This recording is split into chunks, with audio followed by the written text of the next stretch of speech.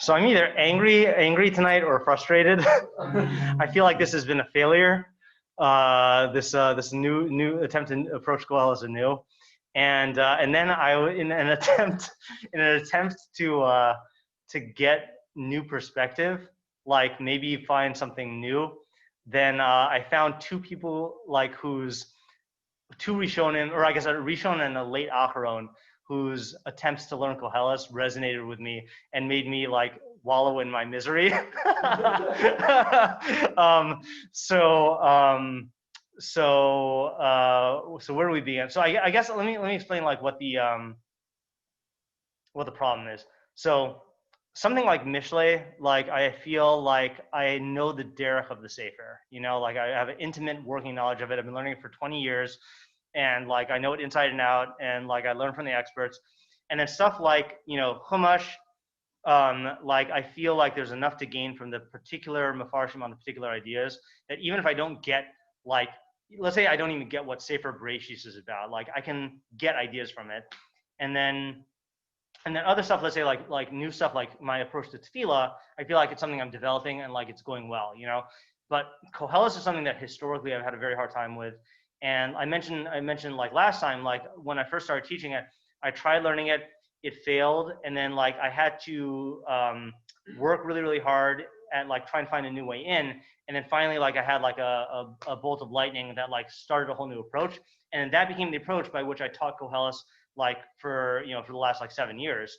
And then so when my optimism, my naive optimism was that we would be able to like find something new here, And I don't know what you're gaining. I'm like just I'm at my wit's end with this Metzudas David. I'm just not gaining from it. And what started to frustrate me today was the fact that like I have an approach to Koheles, and the only thing is I haven't been able to develop it fully because I've only been able to teach it in a limited scenario. And like I mentioned, like I taught it, I applied the approach to the first 2 chapters and like half of the third, and I had to skip to the end. And like I haven't touched the bulk of the book, And so part of me was thinking like why, like how many, like when I look at the Mefarshim of Koheles, they all have like different approaches, and like they must have gone through something similar. And I'm gonna sneeze. I'm not crying. And like if I got an approach, like I should really flesh it out. And then a half an hour before dinner tonight, which was like at 6:15, I saw this. Hey, have you ever heard of the Shadal? Yeah. What have you heard about him? Because I hadn't heard of him until today. Wait. No. Oh, I mean, not that I know of. Yeah, I really don't know. So Shmuel David Lutzato. Let me share it on the screen. So is that related to the Ramchal? I mean, the name is the same, and you would think. I don't know for sure. I mean, certainly not in Hashkafa. Yeah, at least not from what I've seen. So he's an Italian. Actually, let me just look at the. They have an info thing. Yeah, sushi's the thing. He was born in 1800 and died in 1865, and I've used him just he's on alhator.org, and I've used him like in teaching various areas of Nach before, and I've liked his shots. But so I was reading his Hakdama. He has like a Hakdama to Koheles. Again, I was frantically searching for stuff, hoping to bring you some sort of value tonight, So then he says, okay, so he says like this. This is one of his Hakdamas. Amar Shadal, so this commentary that I present before you today, Kasavti Be'ir Molarto B'Shnas 1820, Biosi Ben Esrim Shana. So I wrote this Perush in the year 1820. Is there a tissue in here? I think my allergies are acting up. Yeah, all right. Thanks. I'll wait.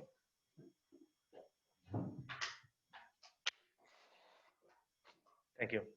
Oh, nice. Actual Kleenex brand Kleenex. Can't get better than that. I actually, this is side point, but related to Asif Zakinyanim. I'm thankful that even though my I was raised like with like my dad was a doctor, and like our family was like well off when I was growing up. But like when I came to yeshiva in the old building, those who have seen pictures of the old building, it was really, really, really bad, you know. And somehow like a combination of the way that my parents raised me with their values, and then living in the yeshiva building for 7 years, I my standards of living are very low. And the three things that like, or sorry, what is it? The four things, like in terms of my measure of like objects that I need in my life for standard of living, like to enjoy things, and it's not even need, just like things that I would prefer are sushi, uh, good wine, or moderate, mediocre wine, like not bad wine, um, good lighting. I find that if I'm in like my you've been in my apartment, the carpet is ugly, the windows are breaking, but like as long as the light makes me feel comfortable, I'm fine. And then the last one is good Kleenex and toilet paper. If I got that, like I'm set, you know. And it's like a weird mix of things. So that's my essay physics. Anyway, so he says, so I wrote this when I was in 1820. Biosi ben Esrim Shana when I was 20 years old. Okay. Ve'eneni motziu la'or b'kavana la'asher ulakayim kol akasavo. I'm not. So I guess he published it much later. Okay. I'm not publishing it in order to vouch for everything written in it. Okay. Some of the things written in this, my thoughts now are very distant from where they were then. And in some of them I'm in doubt. Okay. Sefer Koheles, and then in parentheses, Yihye Mishi Yihye. So I guess he's in doubt about who wrote it. He says, I ask for mechila and slicha from the author of Koheles, whoever it is. Kimiaz biyimei alumi, because in the days of my youth, bisman adam roe b'dimyono kol ha'olam tachas kapos ragalav. When a person sees the entire world under the soles of his feet, v'choshev ki b'chachmaso u'b'gvuraso u'b'charituso u'b'hishadluso yase gedolos v'yifal niflaos. And he thinks that with his diligence and his striving, he can do great things and accomplish wonders. My heart was hot against Koheles, who said that everything is futile. Okay, so like he didn't like that. What gain is there for a man in all of his toil?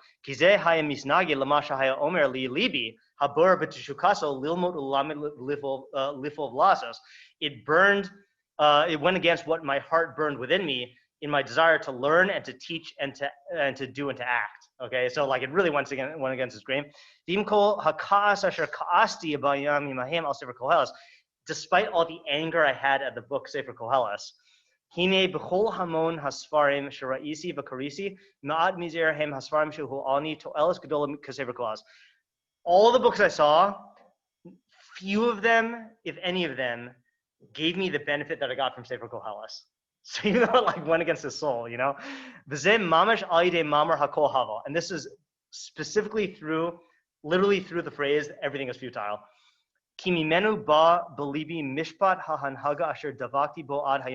Because from it I got the approach that I have clung to until today. So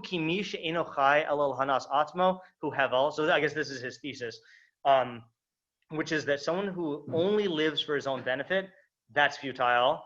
And his existence is hevel. But someone who lives for another person, that's not futile. Look at the end of my parish. Okay. Now I'm not going to read the whole thing, but he says, just as Chazal wanted to ban Sefer Koheles, like to remove it from circulation, but they didn't ban it, because of the good things in it.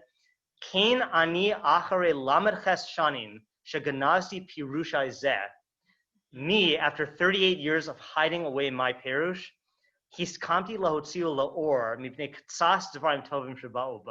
I have thought to bring it to the light, to publish it, because of the few good things found in it.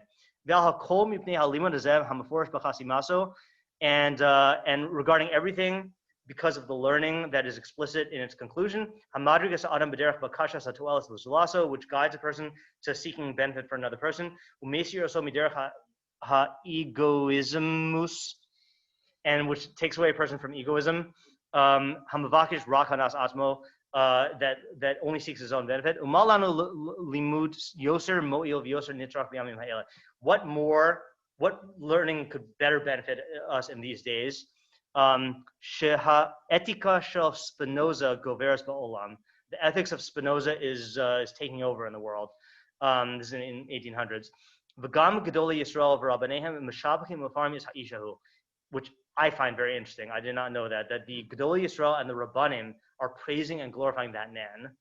V'korim shote v'gas ruach l'misha ra'ava hanachash karach b'dvarav. And I guess they're calling someone a fool. I assume from the context, I don't know exactly what the metaphor is. Someone who like is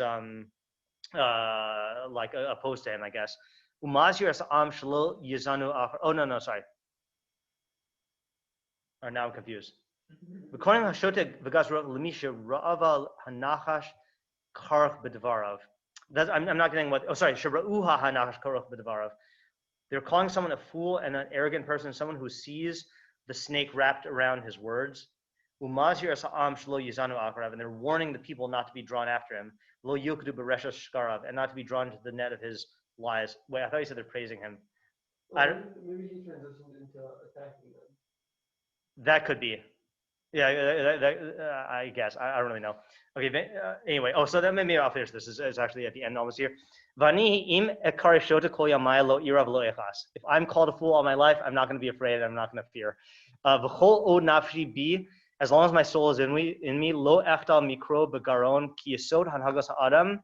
As long as my soul is within me, I will not refrain from calling out with my voice that the foundation of a person, and then in parentheses, etika ha'amitis, the true ethics, lo bakashas hanaos v'tovosenu, is not hanaosenu v'tovosenu, not looking for our own benefits and goods, o kibudenu v'tifartenu, or our honor and our glory, ela bakashas tovas zulasenu, but looking for the good of another person. Hanhaga hazos einenu nilmedes v'shum philosophia, and that this conduct cannot be learned from any philosophy, ela b'sefer Yisrael, but only from the Jewish books, v'tanach u'v'talmud v'midrashim. The Torah Spinoza means nagedas hisnagdus shlema l'Torah Yisrael, and the teachings of Spinoza are antithetical to the teaching, are completely antithetical to the teachings of Israel. Al-kain snasiha, and therefore I have hated it. Now listen, he just throws this in at the end, in his conclusion. Padua, I assume that's Padua, Italy. Chavches Teves, Yom Misas B'ni Bechori, the day of the death of my firstborn.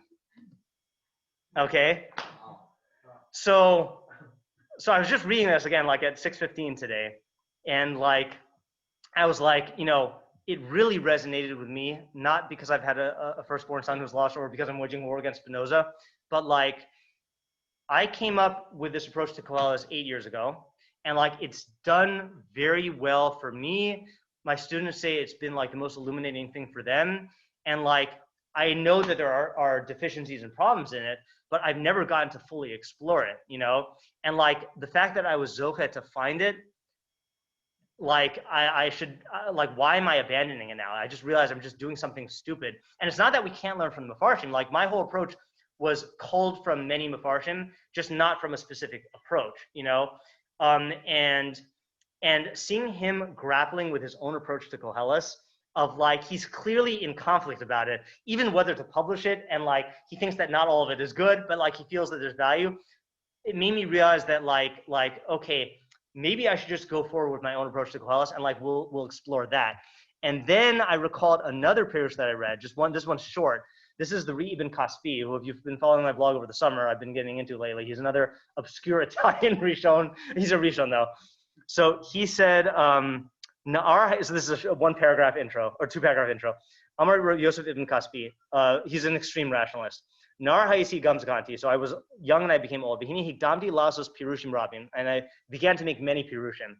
Rishona b'becharusi asisi bir lepirush hachacham ben Ezra b'Torah. So I guess his first pirush was a pirush on the Ibn Ezra.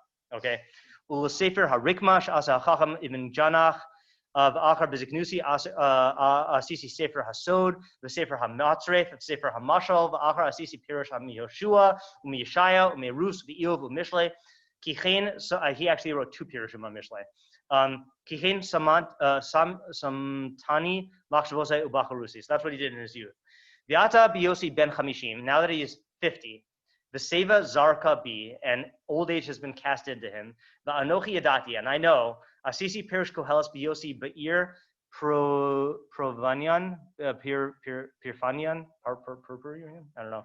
Asher sham pol Hashem machon l'sheves besi kasher haisi beBarcelona livni v'lu ma'asi rov hashavak v'hodal. So that's where he is. V'hine matzasi k'moshe biarnu shezeh sefer kol atzmo l'lamdenu shahis almus v'hagdalas amasim. So all of this, the entire purpose of the Sefer is to teach us shahis amlus. Sorry, I said almost that the toil in aggrandizing your actions, your accomplishments, your works, ubakashra sachash bonos rabim, and like being involved in many like plots and plans, bi'nyani ha'olam hazeh, in this world, who hevel, that's futile. The ikr is to grab onto whatever is the little that is necessary for you. And be excessive in your learning of Torah and Chachmos. So not exactly the same approach as our other fellow, right? That it's about like living for another person. And I'm going to prove this with 21 proofs. And I'll make 10 breaks. Once I saw this chidush, and again, I'm reading this to you for two reasons. One, I will explain, but the other is, this is a completely different approach to the book. And he's saying that there are 21 arguments in the book that he's going to like go through, and that's how the whole book is designed. It's inscribed on the tablet of my heart, these reasonings and these breaks. How great would my folly be if I did not like adjure you or like warn you based on this, like give you mussar based on this.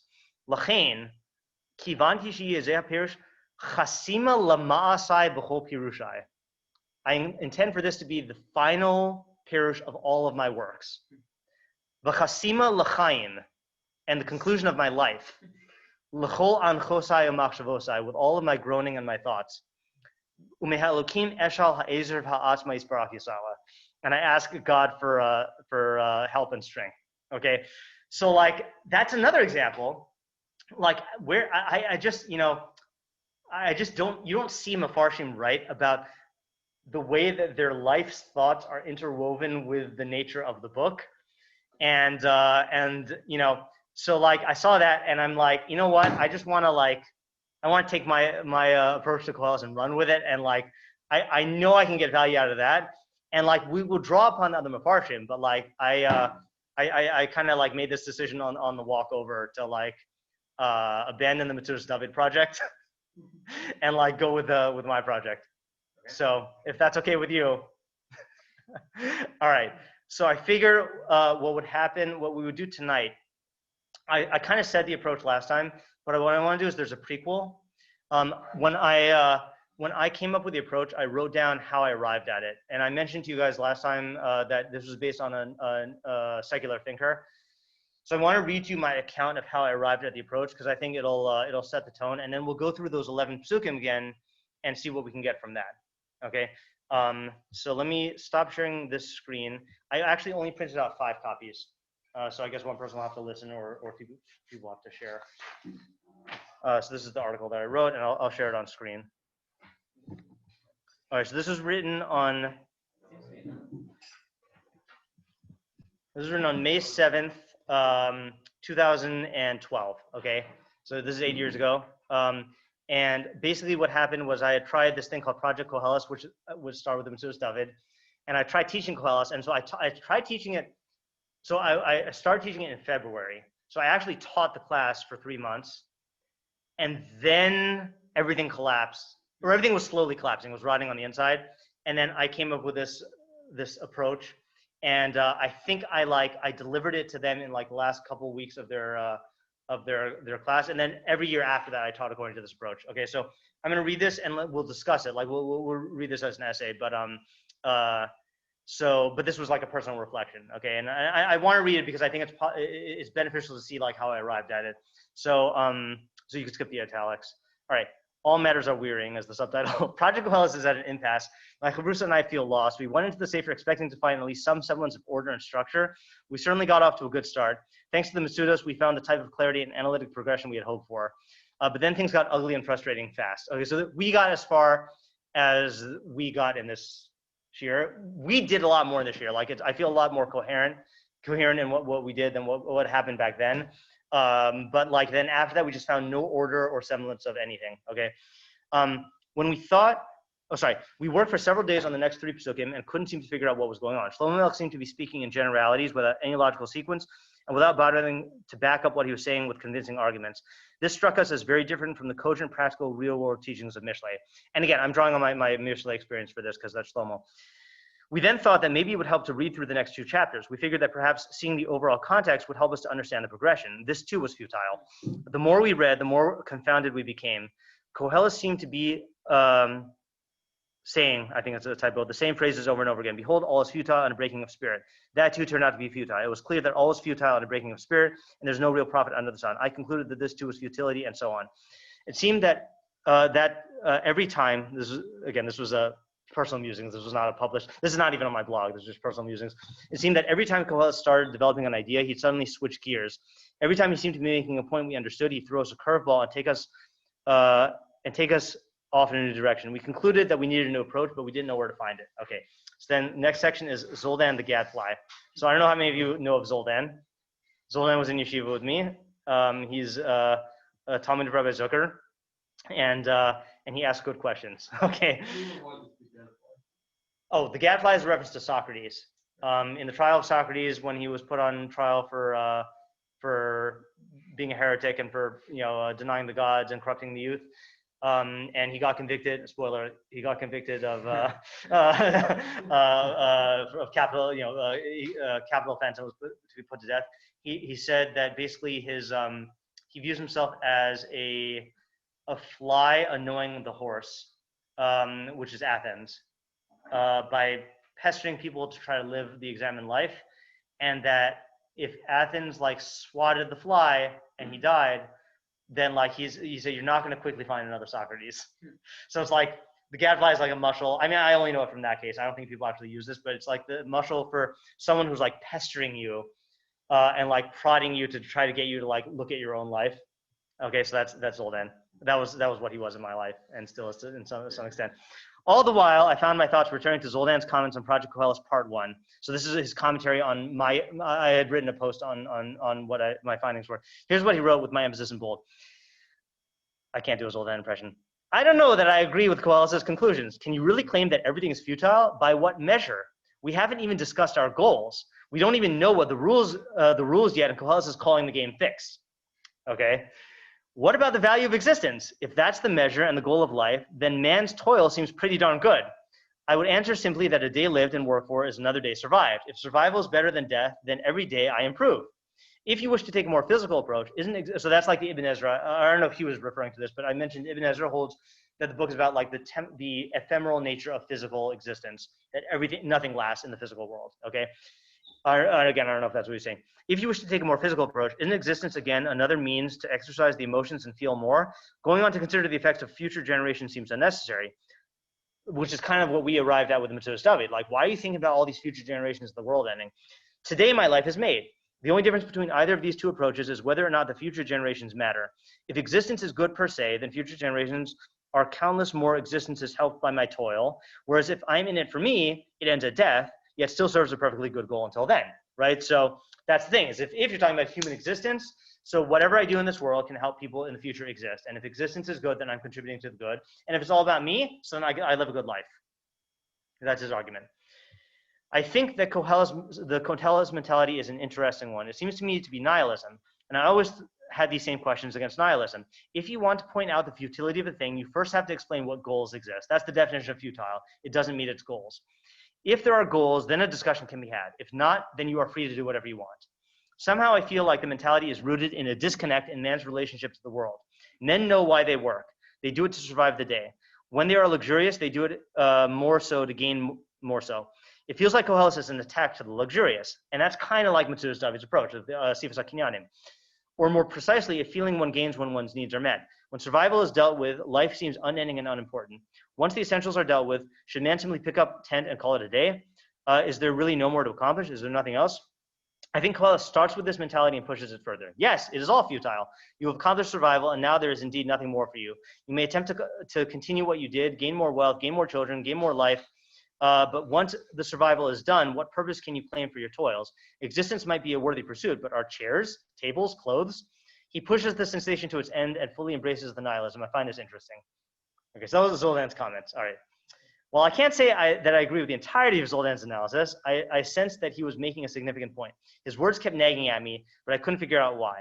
It wasn't until last night when I was about to go to bed when I recalled a two-word phrase in Jonathan Lear's Happiness, Death, and the Remainder of Life, which I mentioned last time or a couple times ago. It's a book on Aristotle and Freud, and trying to synthesize that into a view on happiness. That triggered a eureka moment. I knew that this two-word phrase might just hold the key to Koheles. These two words were inaugural instantiation. Now, obviously, I got to explain what that is. Okay. Yeah, I had never seen that phrase either. We're going to need an explanation. The first part of Lear's book focuses on Aristotle's Nicomachean ethics. As much as I'd like to summarize the idea for you in a few concise sentences, I really think it's best for you to hear it from Lear himself. Unfortunately, this will require me to cite several full pages. So those of you who have little patience with reading lengthy excerpts, I apologize. At the very least, I urge you to read the first 3 paragraphs. Okay, here is the excerpt from 6 through 11. So treat this as a peer from Koheles, okay? With his italics and my emphases in bold. There is, I believe, reason to question the foundation of the Greek ethical experience. One can glimpse the problem at the first moment in which Aristotle invites us to participate in ethical reflection. For the very first sentence of the Nicomachean Ethics introduces a reflective breakdown. Right, so this is the first sentence. Every art and every inquiry and every similarly every action and choice is thought to aim at some good. And for this reason, the good has rightly been declared to be that at which all things aim. So that's his definition of the good, is if you say I'm, getting a job to make money, and I'm making money to go on vacation, I'm doing vacation to get pleasure, and pleasure, whatever that end is the good. Okay. As generations of commentators have noted, the inference is invalid. From the fact that every art, inquiry, action, or choice aims at some good, it simply does not follow that there is one good at which all things aim. There has been no shortage of articles criticizing Aristotle. Here, the Oedipal struggle and the desire to get tenure coverage. Okay, fine, that's a Freudian talking. But are we really to think that the founder of formal logic committed such a flagrant fallacy, right? Remember, Aristotle literally invented logic. He invented the entire system of logic. So you're really going to say that he just made a bad inference? Unlikely, okay. More insightful commentators assume that Aristotle could not be making such a blunder, and so there have also been ingenious attempts to make this sentence come out right.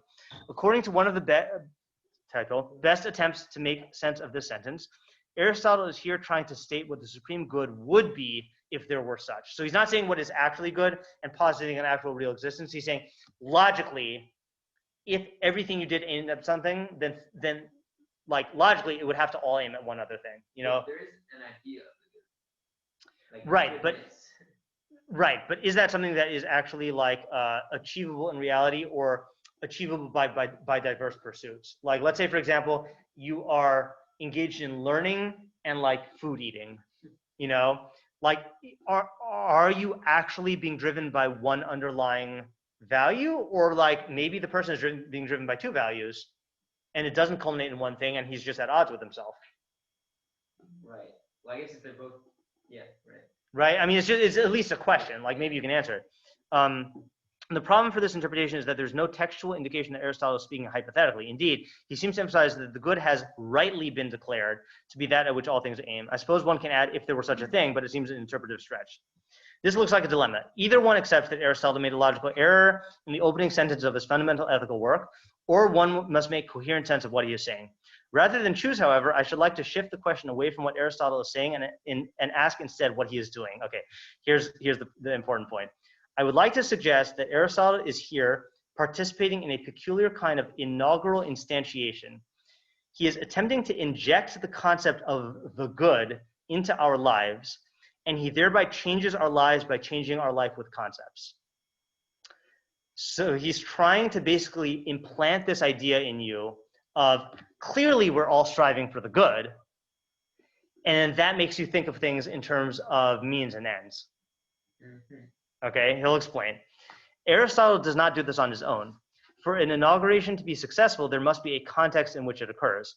The relevant context in this case is the Greek philosophical effort, notably of Socrates and Plato, to found ethics as a form of practical, rational inquiry. For Socrates, the fundamental question is, how shall one live? Ostensibly, Socrates is asking a question, but ultimately it makes more sense to see him as attempting to introduce a concept, the concept of a life into life. We are now challenged to consider our lives in deciding what to do. Why think of this as the introduction of a concept rather than, say, an invitation to reflect upon a concept we already possess? In other words, why are you saying that Aristotle is introducing this? One of the 20th century's most significant contributions to philosophy, manifest in the works of the later Wittgenstein and of Heidegger, is a working through of the idea that there can be no viable distinction between the existence of concepts and the lives we live with them. There can be no fundamental divide between thought and life. If we consider the confusion, anxiety, and anger Socrates generated, there's little doubt that the Athenian citizens had, in Socrates' time, no way to think about the question he was asking, right? That's why they were so frustrated, is it's challenging the very way that they conceive of their life. Like, what are you living for, or what is the examined life? They just weren't thinking in those terms. Indeed, Socrates regularly confused himself. One has only to read Charmides, I think that's how you say it, to see Socrates get himself into serious confusions as he tries to think about how to think about one's life. And in the Apology, Socrates famously says that he has discovered the oracle that he was the wisest of men was right because of his particular ignorance. Although he did not know, at least he knew that he did not know, and that alone made him wiser than anyone else. But if no one knows the answers to the question Socrates is asking, if indeed no one really knows how to go about finding an answer, then there's reason to believe that Socrates is not asking well-defined questions, but is rather trying to introduce new ways of thinking and living. This is the context, as elaborated by Plato, in which Aristotle injects the good into our lives. Aristotle takes himself to be merely extending the locus of our pre-existing concern with our lives. But remember the case in Wittgenstein of a person who takes himself to be going on in the same way with the instruction add to, but who at some point in the series starts going on in what we take to be strange ways, 1004, 1008, 1012. We realize in his bizarre goings on that he hasn't grasped the concept, or that he is operating with a different concept which we do not yet understand. Now look what happens to us when Aristotle invites us in the first sentence to move from a concern for the various goods in our lives to a concern with the good. We are stumped. We need his lectures to teach us how to go on. From a Wittgensteinian perspective, this is evidence that whatever he says he is doing, Aristotle is inducting us into a new way of life. Jacques Lacan and the later Wittgenstein have, each in his own way, argued that a successful inauguration will tend to obscure its own occurrence. Meaning, you won't notice that the guy who did it, okay? Lacan takes as an example the introduction of the concept of irrational numbers. Once we have the concept of irrational numbers, it will look as though they were always there, awaiting discovery. But if we take, I guess Tamar can chime in if, I don't know if this has changed. But if we take the later Wittgenstein and Heidegger seriously, this cannot be right. Life before the discovery of irrational numbers was not missing anything. People live with lengths, with numbers. The decision to apply numbers to lengths changed our lives with numbers and lengths. It opened our lives to new possibilities, to new ways of thinking, living and thinking. For later Wittgenstein, it only looks as though the irrational numbers were already there, waiting to be discovered, because our lives with numbers have fundamentally changed. Retrospectively, it will look as though earlier life without the concept of the irrational number was incomplete, missing something. But that is because we are now embedded in a life with a concept, and it has become difficult to see any earlier form of life as anything other than incomplete. Okay, I think we're almost done with the excerpts here. Now, if we go back to the first sentence of the Ethics, we can see an attempt to cover over its inaugurating nature. Aristotle himself says almost nothing about goods or the good. His assertion is basically about what others have thought and said. Every art is thought to aim at some good, okay? Strictly, Aristotle is passing on some high-class gossip. Rhetorically, the claim presents itself as a certain kind of received knowledge, common knowledge of the right sort of group. Indeed, part of what it is to be in this group is to take it as obvious that this is what is thought. Notice the impersonality and passivity. And for this reason, the good has been declared. No one in particular is doing the declaring. Impersonally, it is thus. No doubt Aristotle's audience would have thought of Plato. It is hardly a secret who has done the declaring, but the sentence construction pushes one away from the activity of Plato's activity and steers one in the direction of accepting something as common knowledge. In particular, the sentence tends to keep from explicit awareness that Plato's own declaring might itself have been part of this inaugural instantiating activity. Aristotle enters explicitly in his own voice only with the word rightly. The good has rightly been declared. His own activity here is all but effaced. Notice too that the inference is constructed in such a way as to suggest that there is no real question whether there is anything such as the good. That's what you said, Zev. It is presented as though it has already been there. But the only question is what it might be like. In these ways, the performative activity embedded in this first sentence is hidden from view, right? So that last move is crucial.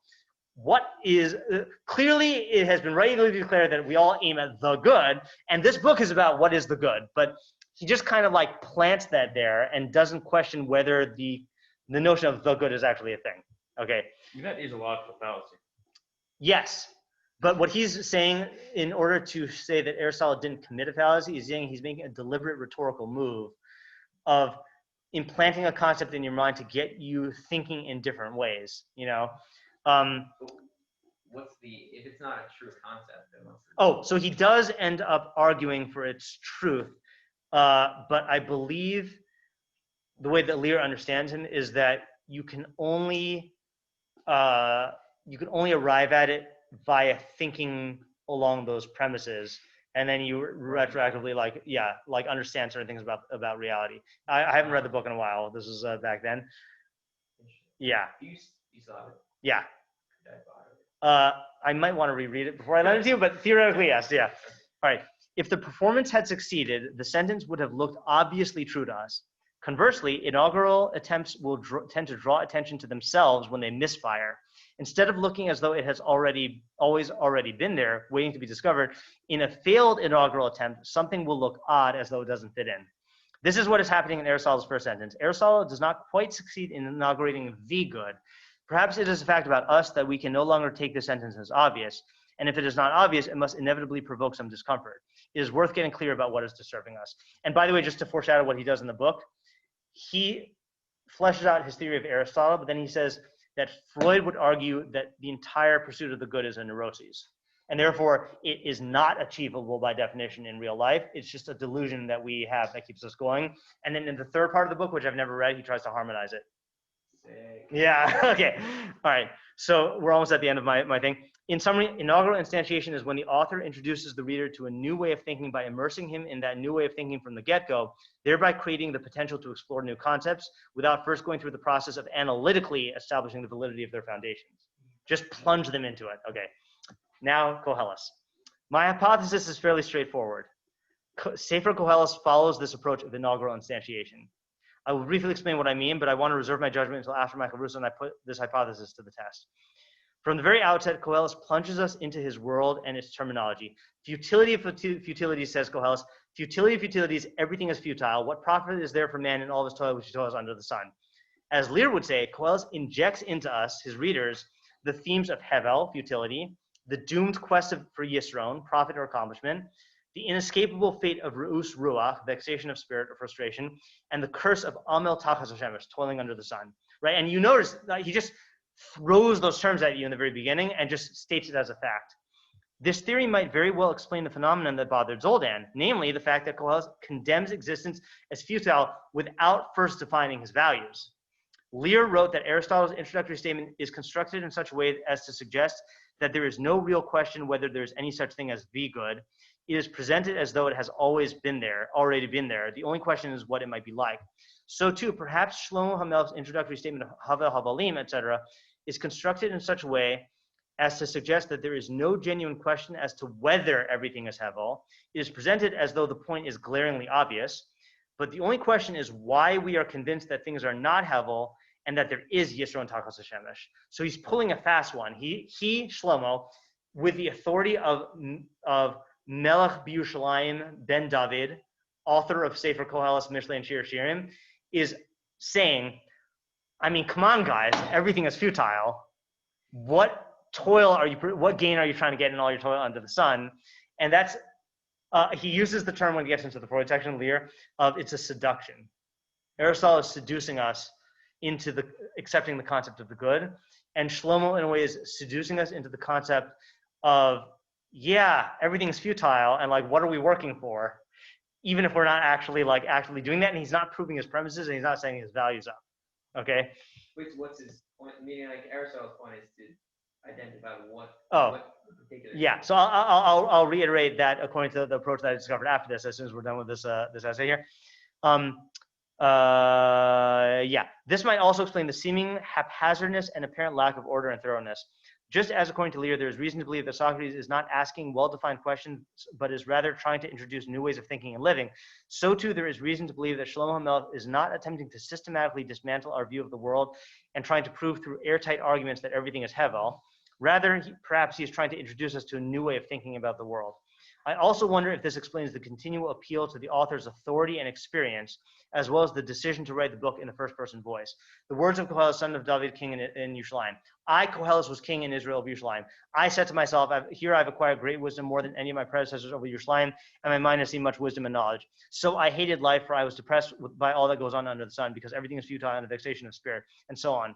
Perhaps this technique is designed to get us thinking about life from the perspective of someone who already has concluded that everything in life is futile.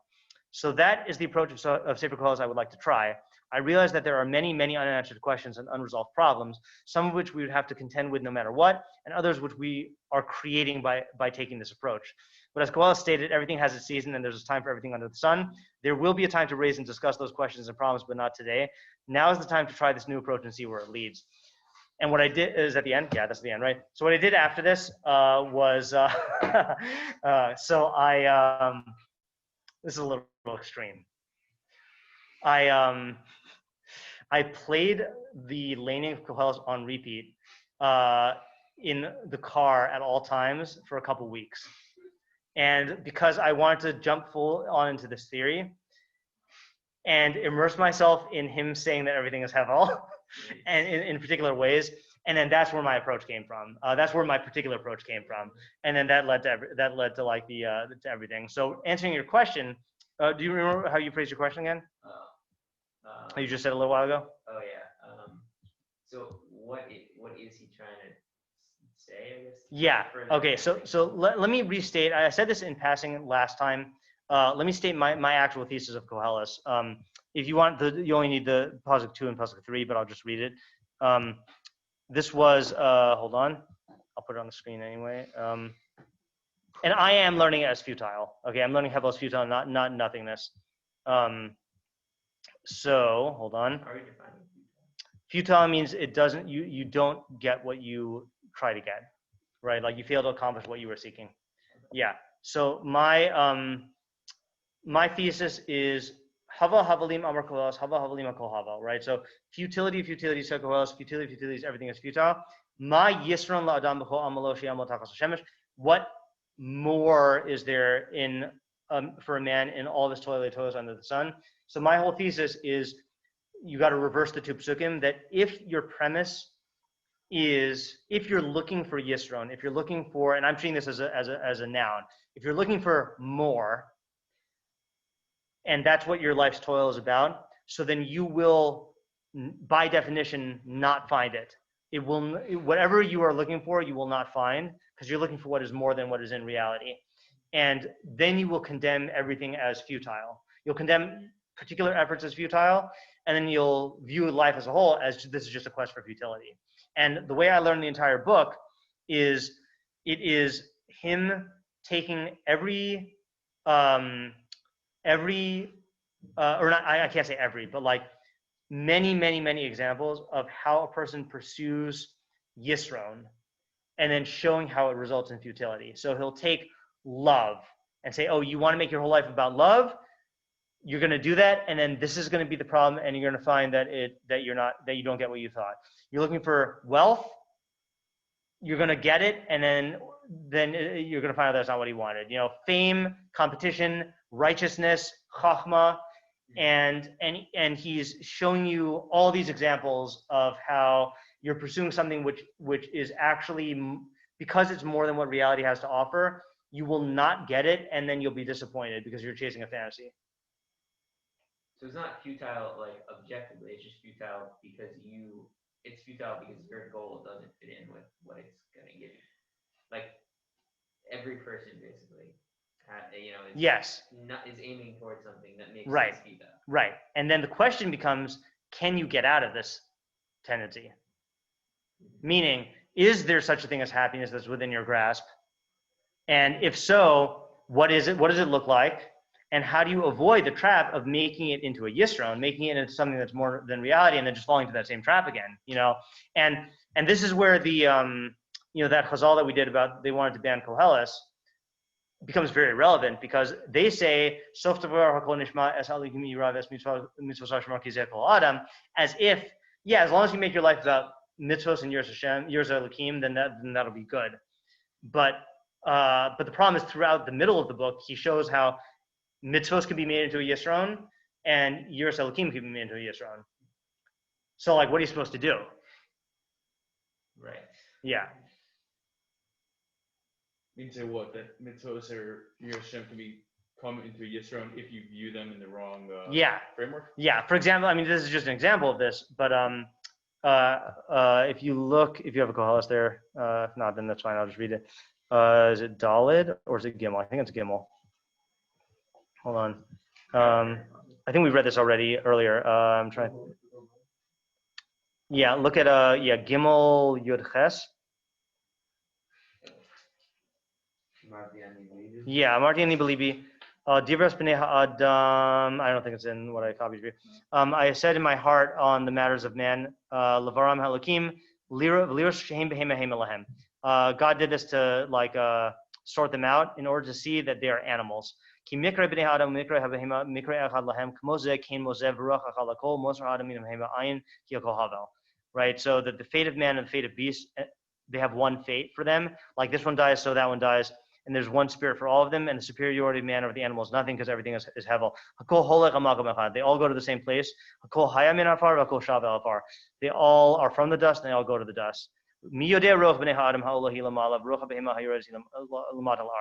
knows the spirit of man that goes up on high, and the spirit of the animal that goes down to the earth? And he concludes, I saw that there's nothing better for man than to rejoice in his deeds, because that's his portion. Because who can see what comes afterwards? Now, that's not the best example of what you were saying, but there are psukim where he says the same thing about a tzaddik and a rasha, that what's the point of being a tzaddik if you can die just like the rasha, So that shows that is an indictment of the person who is keeping mitzvos in order to try to guarantee some sort of protection, And then there's another one where he says, I've seen all of the actions that people try to do to improve themselves. It's all competition. They think it's like trying to serve God, but really they're being motivated by competition, there's the famous pasuk of Al Tihi Tzaddik Harbeh. Don't be too much of a tzaddik. Why should you be desolate? That's people who try to be righteous as an extreme, thinking that they could be totally righteous and then fail at that, So there are all these traps within mitzvahs. Oh, and this is the other way that I discovered the theme of Koheles. So I took the entire Sefer and I color-coded every word, okay? And I said, what is, I just tried to find themes. And I noticed that, let's say, for example, with Chachma, he had certain psukim they talked about Chachma positively and certain psukim we talked about negatively. And then with wealth, same thing, with life, with family. And I noticed that that's where I got to this idea of Yisron, that anything can be made into a Yisron. And even though he does conclude with saying that there is a certain derech of life that is good and will lead you to be happy, that doesn't escape the trap of the Ma Yisron La'adam. And so therefore the whole book must be guiding you in how to tell whether you're chasing a Yisron or whether you're pursuing it correctly. And the book must somehow show you how to not pursue a Yisron, Yeah. So that's my approach to the book. Yeah. Yeah. So we were reading about this injection idea that Aristotle started off with a logical fallacy, sort of cue an idea into people's minds. So it sounds like the way you understand the beginning of Koheles, it's an idea there. There's an actual idea about it. Right, but like Zev said, it's not objectively true. That's the first Rashi in Koheles, and I actually don't know what Rashi's approach is. It's not the first Rashi. It's it is the Hevel Havalim. Yeah, this is a cool one. Hevel Havalim al Koheles. Koheles kore tagar v'omer al kol yitzir shivas yimei bereshis shakol hevel shel havalim hu. So he's complaining about all the 7 days of creation, because if you count up the hevels, there's 7 of them. Havel, havalim, Amar Koheles, havel, havalim, hakol havel. So there's 7 of them, right? And Rebbe gave a shiur on that. I don't remember what he said, but he pointed out how, like, how can Koheles say that everything is hevel when God said it's all tov ma'od? So like it is an idea in the sense that him giving you this question will lead you to discover truths, but the statement itself that everything is hevel is not true. Everything is only hevel if your goals are to pursue Yisron, and then you will fail, and then you will find that everything that you did was futile. But in reality, everything is tov ma'od. Yeah. And just like for Aristotle, everything is not. There aren't good. There isn't the actual good or whatever. I mean, I think he does hold that there is. Uh-huh. Even though he's seducing you in the very beginning. Oh. Yeah. I mean, again, that you're gonna have to learn Aristotle or learn Lear or learn both. Like I don't have the authority to talk about Aristotle about that. Yeah. Yeah.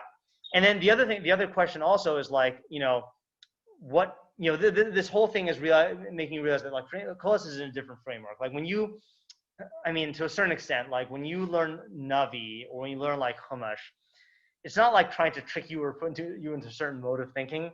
I mean, you could argue that in talking about God anthropomorphically, something like that is going on because it's telling you things in terms that are not objectively true in order to get you thinking in a way that's conducive to reaching reality, even though the statements themselves are not true, So there's something like that. But Koheles as a whole is like doing something very differently, according to the way I'm learning, is doing something very differently than like most other books do, And then you've got like these little sprinklings of like people who say things like Ibn Ezra has this mysterious thing at the end, which I think also fits into what I'm saying, but I'm not going to explain how yet because I want to like let that develop.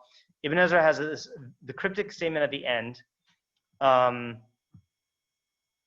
which says on as Halakimi Rav as Mitzosav Shemor Kizekol Adam. He says, hold on, I think it's the last line. Oh yeah. Ki es Halakimi Rav as Mitzosav Shemor. Sod shelo zachar b'seder breshis ad vaychulu l'shem sham rak Elokim who sowed Sefer Koheles. So he says the secret that was not mentioned in the order of creation until vaychulu, the name that is there is only Elokim. That is the secret of Sefer Koheles. So I happened to meet randomly the what? the leading Ibn Ezra expert in America at a shul I was at on a Shabbos in Brooklyn, like one of the few Shabbos in Brooklyn. So I emailed him about this and I asked him, and he said he did not reveal the sod, but he said that what Ibn Ezra is talking about is that the name Yod-Kei Vav-Kei is never used in Sefer Koheles, and that Ibn Ezra holds that that's part of the sod of the entire Sefer. And that guy knew what it was. I don't know if he knew what it was, but he was just explaining like the pshat of Ibn Ezra. Interesting. So like, I'm not saying that that is the same idea I'm referencing, but there are indications that like what Koheles is doing, like he has an agenda that there's like a sod on the server. Like I think I mentioned this to you, or maybe I didn't. Maybe I intended to and I didn't. Is like, remember how I said that we said with Metzudas David that like there are false ideas in the book. Did I tell you anything about the Amar Ani Belibi? Okay, so like, according to Metzudas David, there are false and true statements in the book, and like that's also why Chazal wanted to ban it because it contradicts Torah or it contradicts itself. So there are some Mefarshim that came up with code words to explain which ones are false and which ones are true. Like I think Rabag, I haven't learned Rabag on this, but I think Rabag says, whenever he says Amar Ani Belibi, then he's expressing his false thoughts. But then when he says something in another way, then he's expressing his true thoughts. Mm-hmm. So like you need that like cipher in order to go through the book and be led through the process of thinking false and then thinking true and then thinking false and then thinking true, which is again not like any of the other books of Tanakh. Right. So that's like all these like little indications, even though they're not the same as the approach that I'm taking, bolster my conviction that like he is doing something here pedagogically that's like different than like what we're used to, and like that's part of the purpose of the book, Yeah. Yeah. Yeah. So the Ibn Ezra kind of says there's like a sod with the fact that God's name isn't mentioned, just as Elohim. Yeah. Okay. So then, but it's my Bluetooth is like spazzing. Yeah. Flipping. Okay, this should be good. Okay. Okay, so if he does hold that, doesn't he also believe though that like words themselves don't actually like have to do with the meaning of the word, like the Malbim versus Ibn Ezra, Malachlokas of like the words, like the minutia of like the different but he words holds that with the different Shem meanings. Hashem is going to be Davka. But that there's like a different meaning behind which name you use for. Yeah. So is that the only exception? Or are there other exceptions? No, I mean it's a proper noun. And also you're dealing with a name for a being that you can't have any knowledge of. So like any name that you have of God is going to be a certain way of thinking about God that's not completely accurate. And Okay. and even according to the he's not saying that words don't have meanings. He's just saying that like don't freak out about it like the Malbim and the Rapirsh do. Okay. Yeah. Mm-hmm. Like you look throughout his commentary, he'll be medaic on words, just as much as the next guy. He just won't do it all the time like Malbim and Ibn Ezra. Okay. Yeah. Fine. Okay, so I think that's like the overview. And so I think what we should do next time maybe is I want to walk you through the first 11 psukim according to my approach, which again, since my first approach was based on the Metzudas David, it's very similar. And then we'll go into the rest of the book and try to, once we make it past, it's like, I can't quote it outright, but like, it's like that scene from Fellowship of the Ring where like Sam stops and he's like, I've never been this far from the shiur before, Mr. Frodo. Like once we get past chapter 3, pasuk 10, we're in new territory for me in terms of like applying the approach, and then we'll have to like see where we go from there. Okay. Alrighty. All right. See you guys. See ya. Yeah. Thank you for